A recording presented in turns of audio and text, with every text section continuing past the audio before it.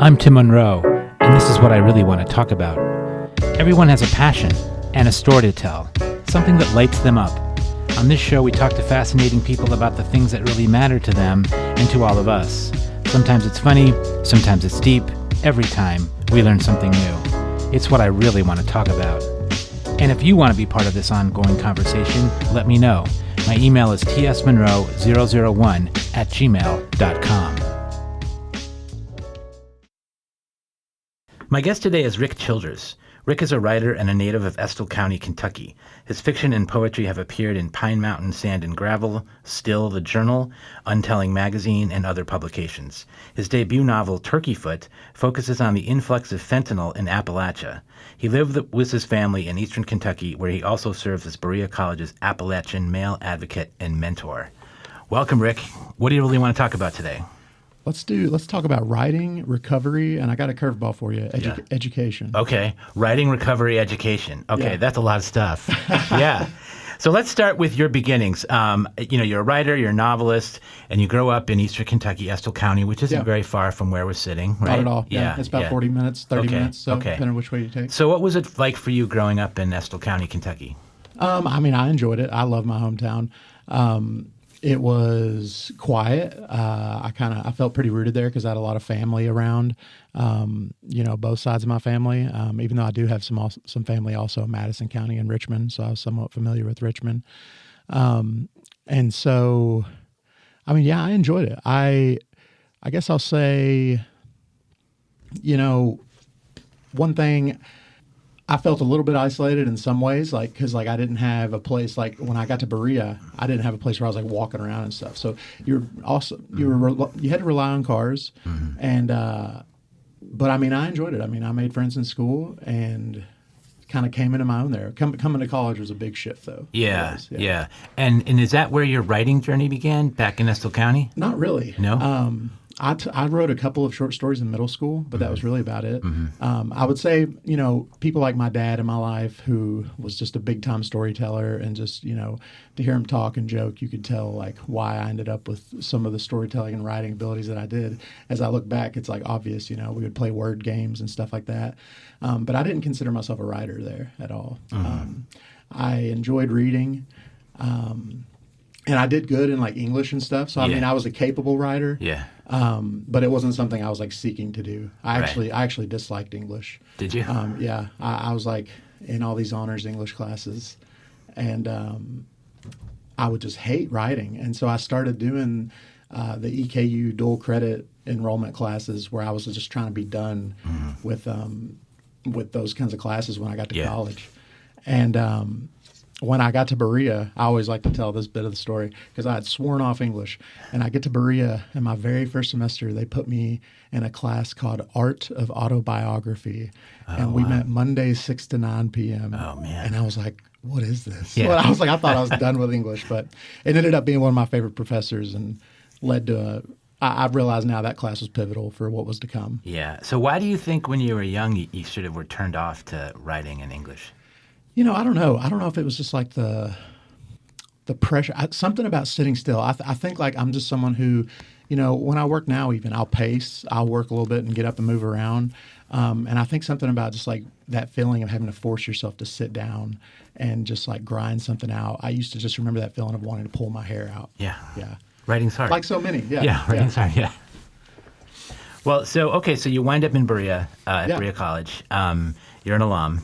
You graduated from Berea. And what did you study while you were here? I came in studying chemistry. Yep. I was kind of focusing on finding something that was lucrative, like a lot of students coming from our backgrounds. You're looking for something reliable and looking for college as a way to provide for the rest of your life.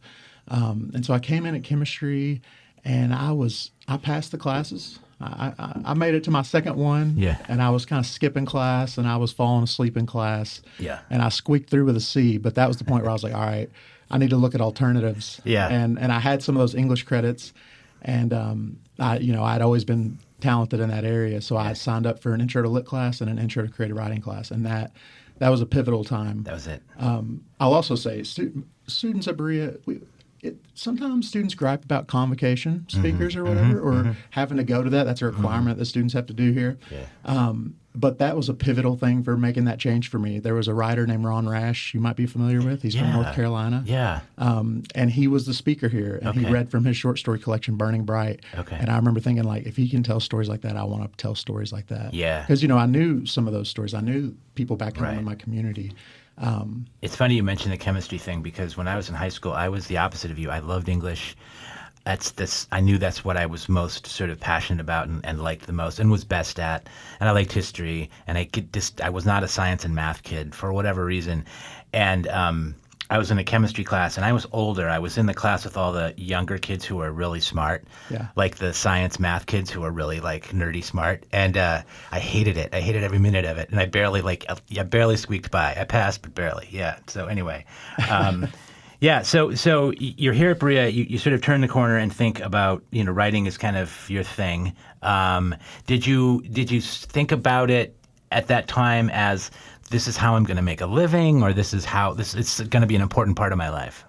No, so, the way you just said it, like writing is my thing. That's kind of what happened. It was like, for the first time in my life, I have a thing. I have a thing. I have a thing. Yeah. That first class I had a couple pivotal experiences in there. We wrote a creative nonfiction essay, and I wrote about my dad. My dad has been an alcoholic for all my life. And I wrote about him and my uncle and how, they would always have these nice, they always enjoyed cars and stuff. But my dad, it was what I had known was him getting drunk and crashing them also. Yeah. And he was very talented at working on them and just making them, you know what I mean? He's done things with cars that I'm like, how did you know that? Or how have you learned all this ability? And so I wrote an essay kind of playing with that paradox. And I remember I had some students that were being critical of it. And the teacher stepped up to bat for me and was like, no, she was really supportive. Yeah. And I also wrote a story about a pill dealer. That was the first time I touched on that. It was a fiction story. And I won't get into all the details, but it was essentially a man who was had ran out of his connections and was burning his house down for insurance money. And it was kind of this reflective moment. Yeah. And a lot of students in my class were like, well, we don't know what this means. Like, what's a 30? What's an oxy? Because I was kind of using some of this drug slang. Yeah. And I had another student from Appalachia who stood up for me, and he was like, no, I know exactly what you're talking about. And then it turned out he had also written about addiction and opioids in the region, except his was from mine was from the point of view of the dealer, and his was like someone doing violence on a dealer. It was an angry story with this undercurrent of just violence. Yeah. And so it was interesting to me then to be like, whoa, it was like I hit a nerve and knew, okay, I want to do this. And you're writing from things that you saw or experienced as a young man in your hometown, right? Is that where that all came from? Yeah, I've seen, all kinds of, like many of us, you see all kinds of people struggling with addiction. I knew of people who were, really struggling badly. My uncle has always been open about his addiction with me. And, I've kind of seen him struggle. My mom also, right before I came to Berea, it kind of came to my attention that she was struggling with opioid addiction. And, I won't get on my soapbox, but, she's one of these many people who fall victim to payday lenders. Yeah. And how they just the ridiculous, they take advantage of people. Right. And I want to do some writing about that because I think all the time, I think about how predatory it is, because I remember growing up with those cups. They would bring the cups around, those Cash Express, and put them in the mailbox, and so it was just always around you.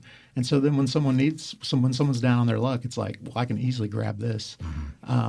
Anyways, that's something that. But then you owe. But then exactly, and it's criminal. It's like interest rates of 400% or something. Yeah. Anyways, a side tangent, but so I'd seen people struggle with it. I came up in a time when a lot of people were going to pharmacies in Florida, and would go down, and there'd be a doctor who would write you a bad MRI, and there would be an in-house pharmacy, and you would come back. It would be legal. It would be covered by insurance. It'd be in your name. And you could come back to Kentucky or wherever you're from. It happened all over the place, and sell tens of thousands of dollars street value pills. And that again, as the years went by, kind of as I got to college, and it really ended up shaping the novel differently than I expected, because I was writing about that kind of era. But then fentanyl became way more prevalent. The government started cracking down on some of these pharmacies, and that was that first story I wrote. That was kind of, that's what happened. Was you seen people like, well, doctor in Florida's closed up shop, but now they moved to Georgia, and then it cracks down in Georgia, and it moves to another state. Yeah. And so that was kind of a well. We're at the beginning of the show. You said you wanted to talk about writing recovery, and now we're talking about both sort of at the same time, which is great. And the sort of opioid epidemic problem in Appalachia in particular has been well documented, particularly fairly recently. But it sounds like for you it was very real. Like it sounds like it was sort of a. I guess my question is, when did you decide this is kind of I want to write about this? Yeah. From that first class, I think. I was. Like when you said, oh, you have a thing now. Yeah. Like I didn't have. I'm a Christian now. I consider myself a Christian writer in a lot of ways, even though there's some dark. I write in the dark moments of the story, but that's my philosophy and what I believe. And at that time, though, I wasn't religious, and I also had never been to counseling or anything like that. Mm-hmm. So I kind of had this weight and this sadness about me from knowing the struggles my family were going through. Sure. And I kind of remember just being like, what, I want to tell my mom's story. I want to tell just all these people that. I want to show some of the complexity of it. Yeah. Now, you don't have to answer this question if you don't want to, but were you able to skirt that problem? Did it impact you personally? What problem exactly? Addiction, opioid? No, I mean, I would say when I got to college, I was dealing with that pain in an unhealthy way. Yeah.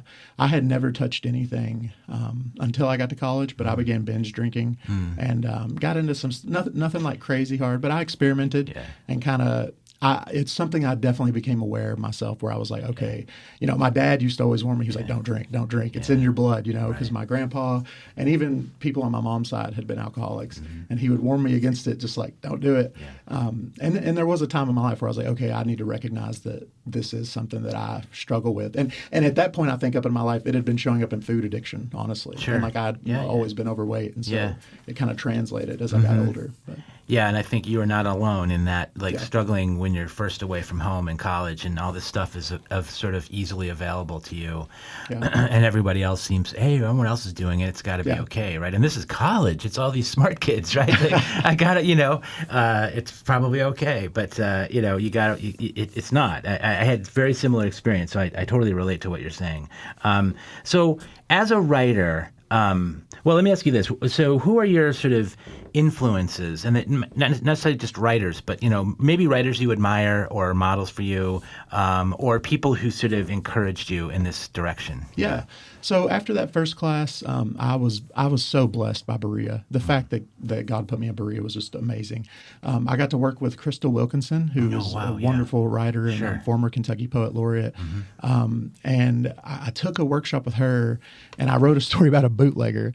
And she would always give us, it was a 2-hour class, and she'd give us kind of a bathroom break in the middle. And I was in the hallway, and she came up to me. She was like, "Ricky, you ever been published?" And I laughed because I was like, that just sounded absurd to me. And that was the first. You asked earlier, like, did you think about doing this? That was the first moment where I was like, maybe I could do this. Yeah. And so I got to work with her. I got to work with Silas. Silas House. Here at Berea, Yeah, and he also a native Appalachian. Yeah, and he was so just like help me. Both of them helped me kind of find my voice, feel secure in my voice. Mm-hmm. And just be able to trust some of my own instincts, and gave me so much confidence. Silas introduced me to a writer named Larry Brown, who's not from the region. He was from the Ozarks and passed away, I believe, in the early 2000s. He struggled with alcoholism. And when Silas introduced me to some of his work, I read one of his collection of short stories. And it was really a moment where, again, it was one of those windows into another life where it was like, I was like, oh, this guy understands alcoholics. Like it felt like a window into an understanding of my dad in a lot of ways. Mm-hmm. There's differences, but it was like, oh, he gets it. Yeah. And so that's just a couple, I guess, off the top of my head. No, that's fantastic. I could go on and on. No, we all could, right? I mean, there's so many that we admire.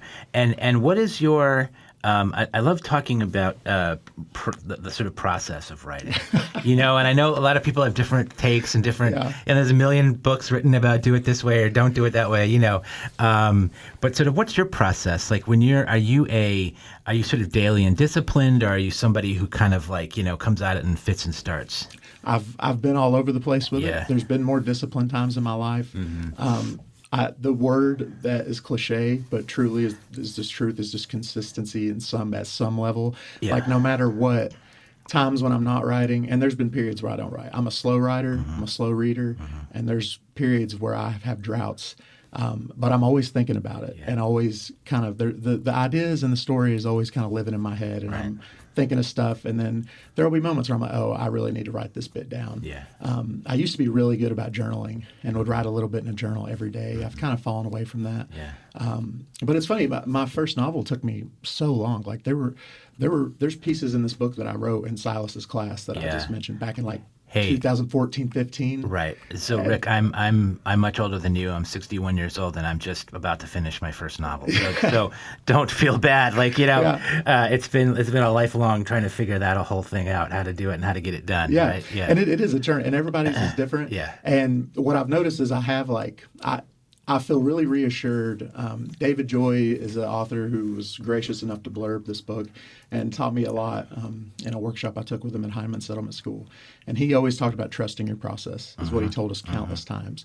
And it was really assuring to me after finishing this book and starting on another novel to see, like, I'm already at 25,000 words, and this is like 60,000 total. So to be almost to a halfway point where I'm like, oh, I can see myself growing and maturing and like actually sitting in my craft more and getting into that. Yeah. Well, here's the hard part for me. I got to like 80,000 words, and then I sent it to an editor, and guess what? Now it's like 60,000. Like yours. It was like, wait a minute, this doesn't work and that doesn't work, and we need to change this and we need to change that. But anyway, so tell us about Turkeyfoot. It's your first novel. Give us the sort of as sort of a brief synopsis as possible of the book. Yeah, it's about a family in eastern Kentucky who are struggling with addiction, specifically as fentanyl kind of flows into the region, starts to become more prominent. And it's also about a man named Sweetie Goodens, who is kind of the main dealer in his community. And he starts to kind of see kind of just the ruin that he's sowed in these people's lives, and starts to struggle with that as he watches his father age and as he comes into his own older age. And how did it start? What was the sort of germ of the novel? Well, it really started in those classes I was mentioning, because I would write short fiction. I would write a lot of like short fiction that had just nameless characters. It would be the father, the daughter, or stuff like that. And in one of those meetings with Krista Wilkinson, I kind of told her, I was like, I feel like a broken record, like I'm just writing the same kind of stuff. Yeah. And she told me, no, you're writing your haints. And that gave me like permission to kind of keep your what? My haints. Your haints. Yeah, it's a haunts. And that made so much sense to me. And it kind of gave me permission to keep writing those moments and those characters. And again, Hyman Settlement School, they have a thing called the Appalachian Writers Workshop every summer. I've heard about it. It's been pivotal to me in this journey.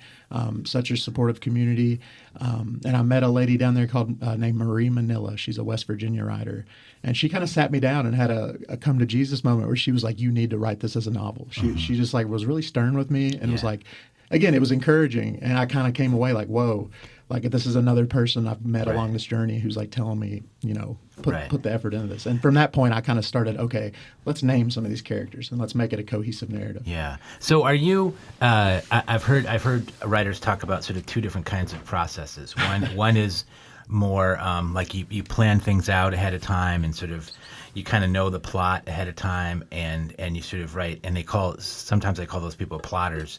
And then there's the other ones like me, and I'm guessing maybe like you too, who kind of write by the seat of your pants. Like you just start writing and it just sort of comes out, and then you kind of shape it. Yeah. Eventually. I'm a pantser. Yeah, I'm a pantser. That's right. Yeah. For sure. Yeah. I try to outline, and I'll get to a point usually in a project where I start to do a little bit of outlining because I know I got to make things line up.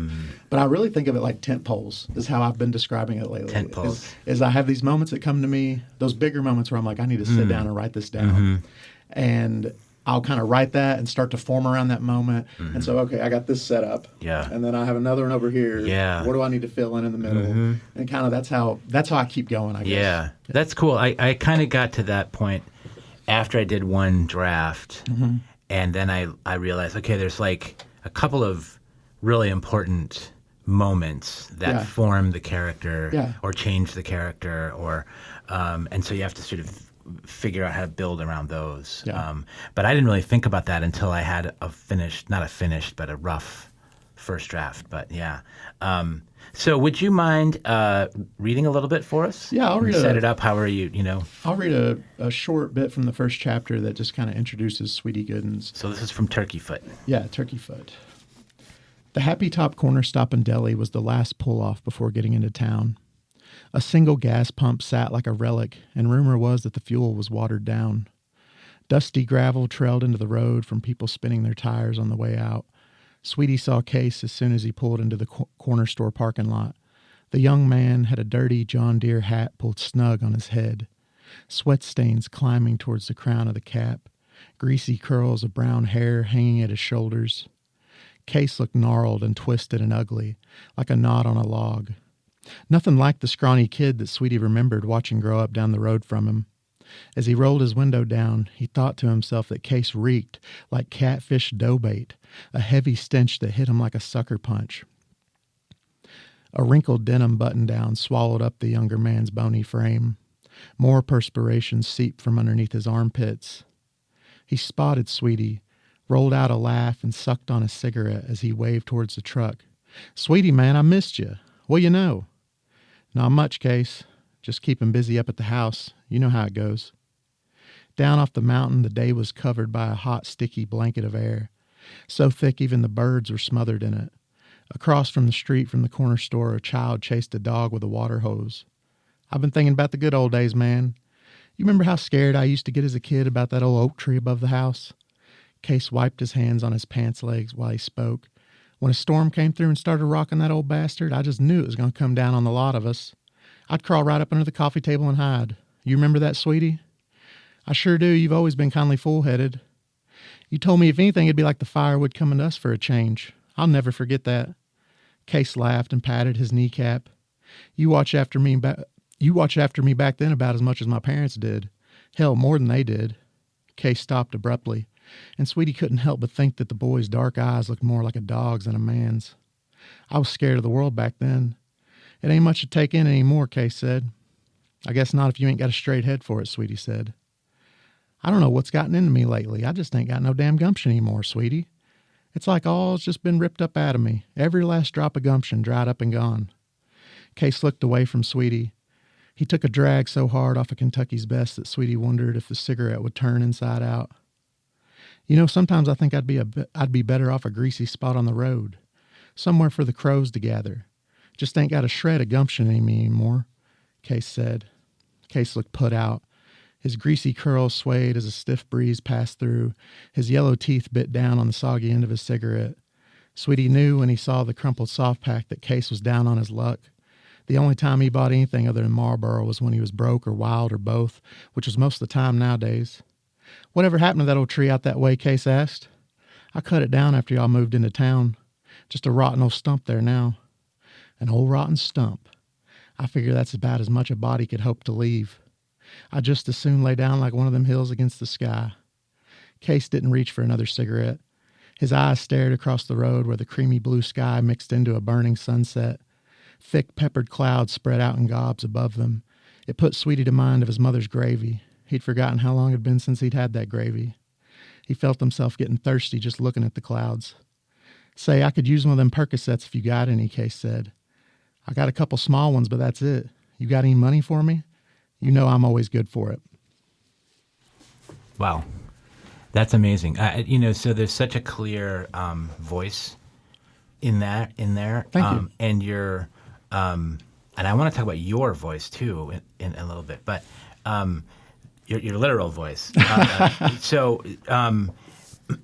It paints such a vivid portrait of a place. Like you really have a sense of place, but more a sense of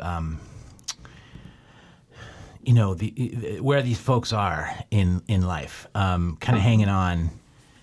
You sort of a little bit at the end of end of their rope, right? You know what I'm saying? And it's just very vivid and super, super descriptive about who they are, what they're wearing. And when you're writing something like that, do you have the sort of sound of the voices in your head? Yeah, I do. Yeah.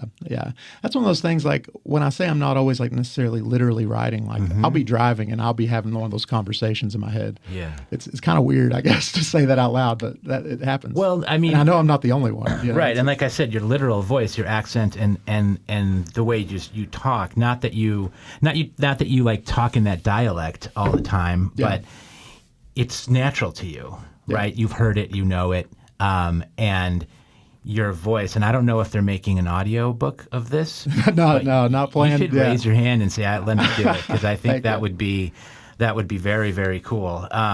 Because those voices are so real, right? And it's interesting, I don't want to go too far down this sort of rabbit hole, but being from this part of the country, this part of the world, it's a very specific place. Appalachia, Eastern Kentucky in particular, there's a sound, there's a voice, there's a dialect, there's an accent that's kind of unmistakable. And to have that come through in the writing in such a clear, authentic way is sort of a gift, I think, right? I'm jealous of that because I come from somewhere where nobody really has accents, right? It's like there's not a distinctive necessarily. It's like the nasal Midwestern. I come from Chicago. It's like the nasal Midwestern, boring, American accent. But to hear it on the page like that, as you're reading it is I think you really should do the audiobook. I think that would be great. I would love to. Yeah, it's your voice really fits it well. Well, thank you for that. I really appreciate that. Thanks for letting me share. Yeah. And that book's out. You can get anywhere. Yeah, it's pretty much. Yeah. If you live around here, it's all over the place. You can get it at all the bookstores in the area. I know that Joseph Beth up in Lexington has copies, and so it's everywhere. So you also wanted to talk a little bit about recovery. Yeah. And we've already kind of started that conversation. So is that somehow related to your writing, or is it a whole different thing for you? Yeah, so there's not there's a little bit of that in here, but it's really something unknown that was largely unknown to me. I'm kind of, as this book is coming out, honestly, like I've had a lot of friends and just community around me who are teaching me more about recovery and what's out there. I myself have been participating in a group called Celebrate Recovery, which we have a group in Estill County that meets, but it's kind of like a Christian-based AA meeting is the best way I know how to describe it. And I've learned a lot about AA, NA, stuff like that. And just it's wonderful to see some of the efforts out there and what people are doing. So to me, it's been like, it feels like I've been in this like down my own rabbit hole, focusing on telling the story that I wanted to tell, that now I've kind of come up for breath and I'm like, whoa, look at all the progress. Just like you're saying, recently it's been well documented and there's been all these efforts. And so it's cool to think about where I was when I started this, to see what people have done now. It's amazing. Like it's stuff like Healing Appalachia, huge local music festival that, helps, it like brings people in who are in recovery. It raises awareness. It does so much good for the community. Yeah, and you were talking about. Well, let me go back to one thing. I'm assuming you've read Barbara Kingsolver's book. I have not read it yet. You have not. I have not read it yet. Okay, yeah, I need to. Demon Copperhead. Yeah, Demon Copperhead. Yeah, because that's all about growing up in Appalachia and opioid addiction, and it's pretty grim. A lot of it's pretty grim. And it's also about, at the end, I think, it's hopeful. There's sort of a hopeful, as the main character, sort of as the book ends, he's sort of looking out into the future, and you sort of feel hopeful that he can break through, right? Yeah. All of that, the sort of chains of addiction and recovery and everything. So as you are writing, is that something that was part of, as you're thinking about that, you wanted to tell that story, or did it just kind of come out of you? Like the story of, fentanyl, the fentanyl addiction and opioid epidemic and all that. I think part of it was me trying to just like give a voice to somebody, give a voice and show the complexity of like these individuals, these people's lives, and that it's not just, we're not all just. It's not as like, you can't just cast a blanket over it and generalizations over it. Like they're individuals. Every single overdose is an individual. Right. And someone who was, exactly. So for me, I think that's, as an artist, like I think that's, I think that would be the big distinction in how I approached it. Was just like, I wasn't necessarily trying to say like, okay, this is going to like, launch some kind of recovery effort or something like that. I was, like I said, I wanted to tell my mom's story. There's other people in my life who have been affected by this, who inspired characters in this book. And then the characters kind of took on a life of their own. What it has done, something that has been brought to my attention as writers, a reality is that there's things we're trying to do that we accomplish. There's things we're trying to do that we don't accomplish. There's things that we didn't know we were trying to, that we weren't even trying to do that we accomplished, vice versa. You get it. And so something that happened was I got to meet a lady named Brenda Richardson. She actually used to teach here at Berea. Okay. And she started a few years back a nonprofit called Recovering Joy. Her daughter unfortunately overdosed at a very young age. And so it was kind of to honor her and to help people in the community. And so Brenda, heard about the book and connected with me and has really given me an opportunity to, she brings in all kinds of artists, but I've been going and teaching writing workshops with women in recovery. And it's just been like so humbling and to get to hear some of their stories, to get to meet more individuals, people like some of my family members, and to get to spend time with them and help them discover this thing this craft of writing that literally changed my life and changed the trajectory I was on. And so that's what's been cool. I won't spoil the ending of the book, but something that Brenda brought up was just that like the way that I do in the book kind of almost like did provide a gateway into some contemplation about it and about like what's the future hold for young Lucy Purley. And so that's one of those things that, I kind of knew what I was doing at the ending, but to hear someone vocalize it like that and say like, here's what you've done with this character is like, whoa. And how does teaching writing, or how does writing or getting involved in writing help in the recovery process, do you think?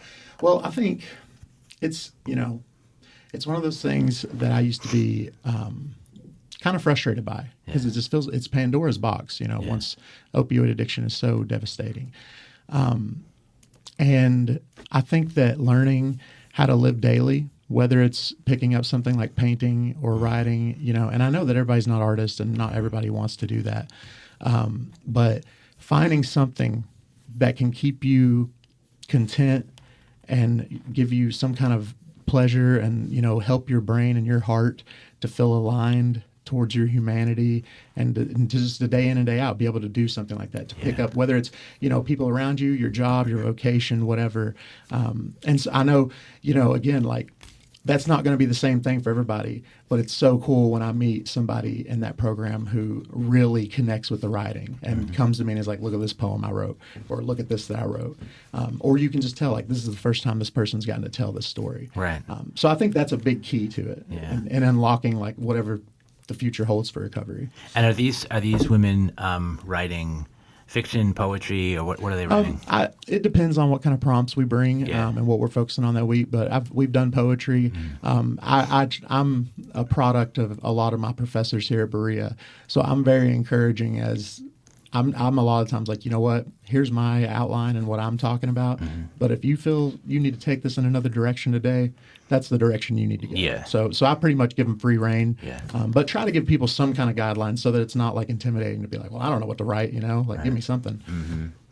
Yeah, and I think those kinds of just giving somebody something that tickles their brain a little bit, and like you're saying, they might not sort of go off in the direction that you were anticipating, but something in that made them think about something else that they can take off with. Yeah. And it must be maybe for some of them, I don't know, but it must be for some of them maybe one of the first times they've been encouraged to be creative in that way.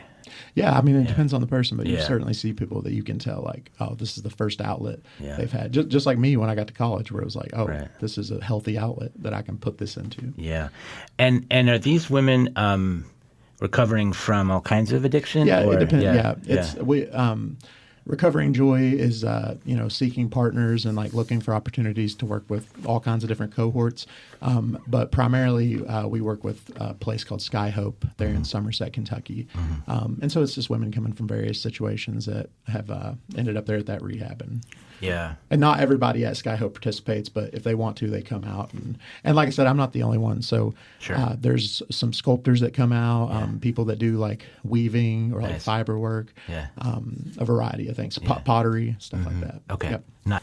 That's amazing. I mean, and how do you think that's influencing or impacting your own writing, your own storytelling? Well, again, it helps me just to continue to see the humanity of the stories I'm trying to tell. And it's just humbling. And I think it's to get to earn their trust and get to work with a cohort like that and to get to work with people that I admire so much. That kind of, again, it feels like, okay, I'm doing the right thing. I'm trying to like stay in touch with this and stay connected to real people who are struggling with this and see what they need and how I can give them a voice. Yeah. Well, and I love something you said earlier when I asked the question about, writing your book, and you talked about, you just wanted to tell the story of these people, right? And I think going back to Demon Copperhead, which is a great book, I loved it. But I think one of the criticisms of Barbara Kingsolver in that book is that she sort of set out to tell this bigger story about this bigger issue rather than, letting it play out through her characters. Do you see, you know what I mean? I've not read it, so I couldn't speak to it. Well, I think that's one of the sort of, almost everybody who's read it loved it. But they also say, well, it seemed like she started with, I want to write about the opioid epidemic instead of, I have a character and let's see where he takes me, right? Not that it's not a great book. I mean, there's lots of different ways to write a book. And hers was amazing. But I love the way you put that because I think that is the best way to solve a problem, or is to start with each individual. And you even said later than you said something like every addiction is its own very unique story. Right? And like I mentioned, like there's people in my life who've influenced these characters, but it's also like they're mixes, and there's people like in my mind there might be a character in the book who are a couple different, 2 or 3 different people in my head that I've kind of put together, and there's a certain point where they kind of take their story and kind of start to tell it themselves. I think, and that's just. Yeah, I think that's part of what gives me that thrill, and the bug that I caught in writing was just like to see that kind of evolve and see what you can come up with whenever you start to really hone in and get to know the place and get to know the people. Yeah. And I used to think that when people would talk about writing and they'd say things like, oh, I don't know what the character's going to do. I just start writing and I follow the character.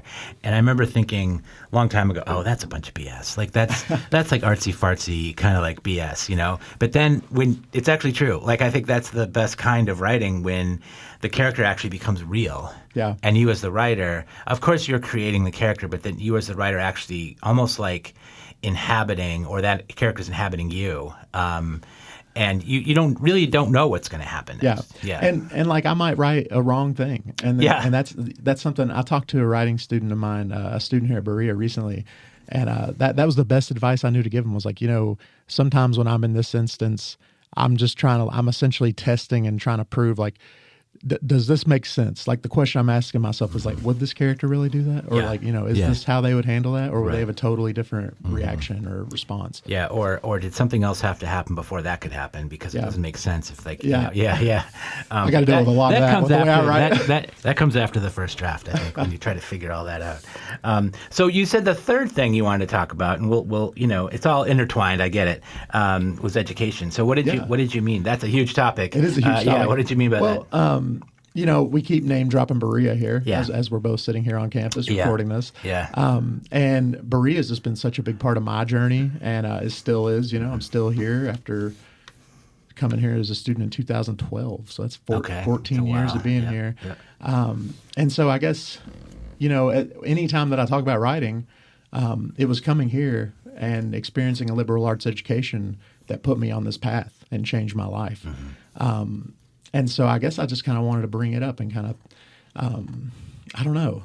It was just on my mind. Yeah. And I think, like, what I love about Berea and what I love about the education I have and the opportunities that I'm seeing some of my students here, and we can talk some about what I do here to give some context, but it's just seeing how, again, you have all these different options and you kind of actually get to work on yourself as a human in a liberal arts setting. And that might not be the setting for everybody. I often talk to my students about that. Like, there's different types of educations you can go into. Yeah. This is a very particular one that, for me, it was perfect. Yeah, me too. And I, both my wife and I, we went to the same college. We have a liberal arts background, and I don't see it as something that sort of necessarily defined what you're going to do for a living, but I rely on it every day. Like it's really has enriched my life in so many ways that you can't put a price on. I mean, to me, it's priceless. And I think it's that understanding of sort of getting to know yourself, understanding what you like, understanding the ability to sort of take lots of information and make sense of it for yourself. Be critical, think critically, all that stuff.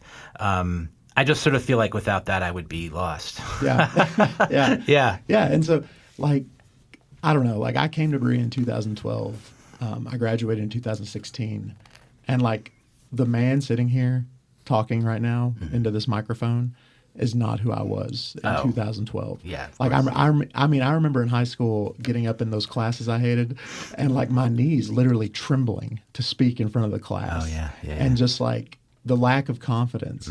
And I kind of intentionally, when I got to college, was like, you know what, I'm going to challenge myself to be more social, to be a little bit more outgoing, to take on some different opportunities. And then to be where I'm at now, working with the Appalachian Male Initiative, is just like, it's amazing. Talk about that a little bit. What is the Appalachian Male Initiative? Yeah, so it's a program here on campus. We have 3 different cohorts. We have a Black Male Initiative, Latino Male Initiative, and an Appalachian Male Initiative. And I kind of work to mentor and advocate for these students that are from the region, that are kind of like me. We have a class, Appalachian Cultures, Values, and Perspectives, in which we kind of talk about the history of the area and kind of give them some foundation because, like if you ask them, like the way we started this interview, me talking about home, that was probably the awkwardest, most like me fumbling during this interview that I've had. And for some of our students, it's like that. You don't know. We're still kind of making out what is home. Right. And for me coming here, I didn't know what Appalachia was. I knew what it was, but if you had asked me, I'd have been like, well, that's a geographical feature on the map. Right. And I'm from the country, or I'm from the mountains. I'm from the mountains, yeah. But now I realize it's much more deeper than that. It's this entire culture and a whole group of people with, all kinds of diversity and just a great history, a rich history. And why the Appalachian Male Initiative? What is it about young men that we need to focus on them? There's a lot of guys struggling in college. A lot of guys not retaining and kind of coming and then going. And I think some of that is because there's been this cultural pressure just for everybody to go to college. When some of them come, they might not know why they're here or what they're it's a young age. Like you're still figuring out what you want to do. But it's kind of just to help them figure that out and help them kind of guide them through. And I try to tell them, times have changed certainly in the last decade, but kind of remind them that, I've been in your footsteps and I can help you out. I can connect. I might not have all the answers, but I can connect you with resources on campus. Yeah. And I have this is another sort of interest of mine, the sort of health and well-being of young men today.